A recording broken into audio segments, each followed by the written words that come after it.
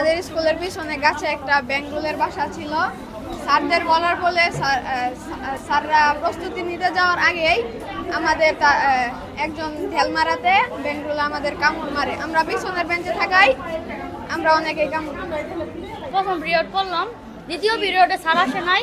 জানলার পাশে মানে যে এত বড় একটা বাসা ছিল, হঠাৎ করে মানে চারদিকে রুমের ভিতরে ঢুকে পড়ে, কক্ষের ভিতরে ঢুকে পড়ে।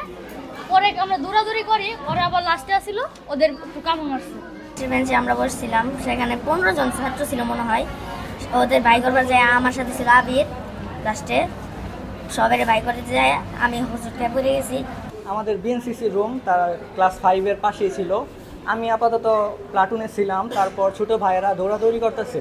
বললাম কি হয়েছে তোমাদের? তারপরে তারা বলল যে আমাদের মৌচাকের একটা বাসা আছে, ভীমরুলে আমাদের দৌড়ানি দিছে। তারপরে আমরাও বের হলাম, দেখলাম অনেকগুলো ভীমরুল ওদেরকে ধরতেছে। তারপরে নিচে নিয়ে আসলাম আমাদের স্কুলের মাঠে। তারপর স্যারের বললাম, বিষয়টা জানাইলাম।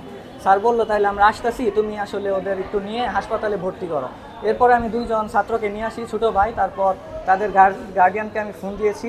2 জনের মধ্যে একজন আপাতত এসেছে, আরেকজন আসতেছে। এইভাবেই আসলে বিষয়টা স্কুলে ঘটেছে। বাচ্চা কাঁদতেছে, পরে স্কুলে ফোন করছে, আন্টি তাড়াতাড়ি আসেন। এর জন্য পরে আমি বাসায় থেকে বেরোবো। স্যারেরা তো আর জানে না যে যায় ভিতরে রুমে ঢুকে কামড়াবি না, আগে থেকে জানায় না। আগে থেকে স্যারেরা জানে না কি, এটা তো আমি জানি না। এটা তো জানে আগে থেকে। স্যারেরা যদি জানে তাহলে বললে তো এই ঘটনা নাও ঘটতে পারতো। স্যারেরা তো জানে না হয়তো, এর জন্য কামড়াইছে একটু আসে। আমি তারা যাচ্ছে না, আমি বললাম কেউ আসে না, বললো তোমার মা বাসায় থেকে চলে গেছে বাড়িতে, তুই একটু তাড়াতাড়ি আসে। তো আবার বললাম যে ছাত্র কে আসছে, বললো যে স্যাররা নিয়ে আসছে। তাই আমি বললাম যে এটা ওই জায়গায় বলি ক্লাসের মধ্যে হয়েছে। ক্লাসের মধ্যে তাহলে এতদিন যাবো, তাহলে তো কী করলো তারা? ক্লাসের মধ্যে আগে ওইটা দেখে নেয়, পরে দেখছে কিনা আমিও নিজেও জানি না। তো একটু তাড়াতাড়ি তুই আসে। তো আমি তাৎক্ষণিক পরে খাওয়া শেষ করে আমি আসলাম। আসার পরে দেখি এই অবস্থা।